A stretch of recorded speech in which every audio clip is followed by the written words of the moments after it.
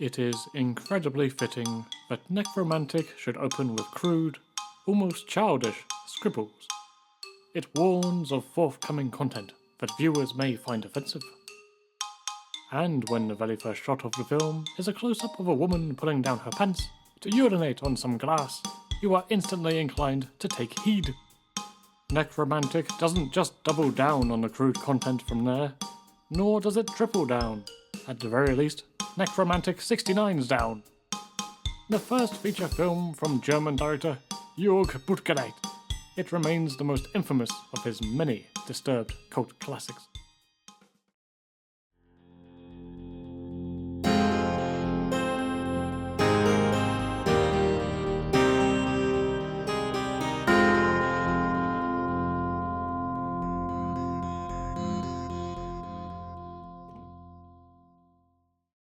When reduced to a logline summary, Nekromantik is one of my favourites, just for sounding so absurd and darkly amusing. The IMDb description does a decent job, so I'm just going to copy and paste that. A street sweeper who cleans up after grisly accidents brings home a full corpse for him and his wife to enjoy sexually, but is dismayed to see that his wife prefers the corpse over him. That ridiculously grim premise, and the sick punchline that punctuates that summary, essentially gives you the gist of Nekromantik. Needless to say, this is a purposefully shocking piece of European horror. Scroll through any forums, reviews and comment sections on this film, and you'll see it is the cinematic equivalent of Marmite. Some really enjoy the taste, while others are left gagging under the table. Most discussion on this movie invariably returns to the sex scene. Can't imagine why. I mean, is it not normal for your love sequences to begin with dragging a decomposing corpse to bed, sticking a pipe in its crotch, attaching a condom to said pipe, before initiating a lengthy and very gross threesome? Oh hey, I just found an audio recording of myself during my first viewing.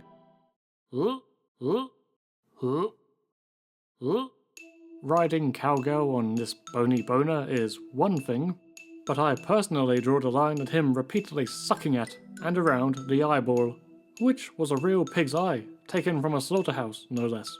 You don't see that every day. Thank fucking Christ you don't see that every day. Sequences of necrophilia and short bursts of gory violence aside, it should be noted that there is a prolonged shot of real animal suffering. A rabbit is grabbed and stuck with a knife, while the camera holds through the whole process, before the man proceeds to skin and prepare it. The footage is used in conjunction with others as an analogy, so it has some reason for its inclusion, but I still feel I should give a heads up. Yes, it all sounds kind of dour, but really, the film can stir a fair few chuckles out of you. Utilising typical slow-mo and visual stylings from romance movies to depict the corpse shagging adds a very welcome, but heavy layer of absurdity to the scene. At the end of the day, it makes you feel a bit less dirty for watching the film, and that is nothing but a good thing. The melodramatic piano tunes work much the same way, jumping straight out of a daytime soap opera to instead accompany some truly heinous things.